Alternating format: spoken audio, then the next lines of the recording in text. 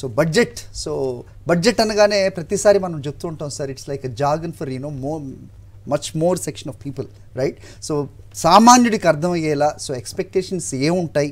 So మీరు క్రెడాకి సంబంధించిన వాళ్ళు కాబట్టి, క్రెడాకి సంబంధించిన వాళ్ళు కాబట్టి, సో ఈ హౌజెస్కి సంబంధించి ఏం ఎక్స్పెక్ట్ చేయొచ్చు? సో ఎన్నికల సంవత్సరం కాబట్టి ప్రతి ఒక్కరికి ఒక ఆశ అనేది ఉంటుంది. ఆశల పద్దు అని కూడా మనం ఇంట్రో చదవడం జరిగింది. How do you see this?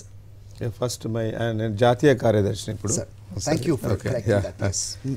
So every time బడ్జెట్లో మేము క్రెడై తరఫున ఒక రిప్రజెంటేషన్ ఇస్తుంటాము సార్. ఈ సంవత్సరం కూడా కేంద్ర ఆర్థిక మంత్రికి రిప్రజెంటేషన్ ఇవ్వడం జరిగింది. ఎస్పెషల్లీ ఏంటంటే మోస్ట్ ఇంపార్టెంట్, ఇప్పుడు మనము అమృత్ కాల్ అంటున్నాము, 75 years అంటున్నాము, హౌసింగ్ ఫర్ ఆల్ అంటున్నాము ప్రధానమంత్రిది. సో దీంట్లో ఏంటంటే అఫోర్డబిలిటీ అనేది చాలా తగ్గిపోయింది. ఒకప్పుడు హైదరాబాద్లో 40 లక్షలకు 50 లక్షలకు ఒక మంచి అపార్ట్మెంట్ వచ్చేది. ఈరోజు అది లేదు. దాన్ని డెవలప్మెంట్ అంటున్నాం కదా సార్. మరి డెవలప్మెంట్ అనండి, ఇన్ఫ్లేషన్ అనండి, ఇక రకరకాలుగా ఉన్నాయి. అంటే వేరియస్ రీజన్స్. 1994లో నేను 1,90,000 ఒక అపార్ట్మెంట్ ఉన్నా. ఉన్నాయి. మన జనప్రియ రవీంద్ర రెడ్డి గారు 60,000 కూడా అపార్ట్మెంట్ ఇవ్వడం జరిగింది. చాలా జరిగినాయి.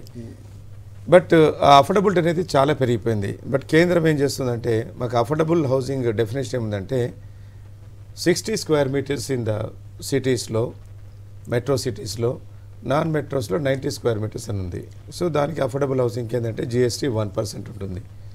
సో దాన్ని మేము రిక్వెస్ట్ ఏం చేసినామంటే, దాన్ని 90 square meters in metro cities, non మెట్రోస్లో 120 square meters చేయమని, అది కార్పొరేట్ ఏరియా మీద చేయమని రిక్వెస్ట్ చేశాము.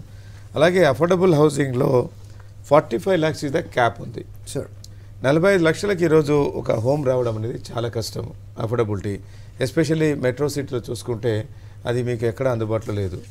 మీరు ఇది 2017లో ఈ అఫోర్డబుల్ హౌసింగ్ గురించి ఇచ్చారు, ఇది 45 lakhs క్యాప్ అనేది. ఇప్పుడు దాదాపు 2024 7 సంవత్సరాలు అయింది. 7 సంవత్సరాల్లో ఎంత ఇన్ఫ్లేషన్ ఉంది, అఫోర్డబిలిటీ పెరిగిపోయింది కదా. సో దానివల్ల అంటే అఫోర్డబుల్ తగ్గిపోయింది, రాదర్ ఇన్ఫ్లేషన్ పెరిగిపోయింది, అఫోర్డబిలిటీ తగ్గిపోయింది. సో దాన్ని కూడా మనము ఇంక్రీజ్ చేయమని, అండ్ ఇన్స్టెడ్ ఆఫ్ క్యాప్ ఏదో 45 lakhs క్యాప్ పెట్టే బదులు దాన్ని 90 square meters and 120 square meters చేస్తే అందరికీ అది అందుబాటులో ఉంటుంది. అలాగే సామాన్యులు ఇల్లు కొనడం చాలా కష్టమవుతుంది. ఎస్పెషల్లీ వాళ్ళకు ఇన్కమ్ ఉంటుంది, నెలకు 5,000 10,000 ఇన్కమ్ ఉన్న వాళ్ళు, వాళ్ళకు లోన్కి వెళ్తే వాళ్ళకు లోన్ రాదు. అంటే ఎందుకంటే దే వాంటెడ్ ఎవిడెన్స్ బ్యాంక్కి వెళ్తే. సో దాంట్లో ఈసారి మేము ఒక స్పెషల్గా క్రెడై నుంచి ఒక రిక్వెస్ట్ ఏం చేసామంటే, వారికి గవర్నమెంట్ వాళ్ళకి సపోర్ట్ చేస్తూ అప్ టు 40 lakhs వరకు వాళ్ళకి గవర్నమెంట్ గ్యారంటీ ఇస్తే లోన్స్ వస్తాయి. ఎందుకంటే మీరు హౌసింగ్లో చూసుకుంటే మీకు ఎక్కడ కూడా డిఫాల్ట్ అనేది నెగ్లిజిబుల్, NPS చాలా negligible. All loans are very safe.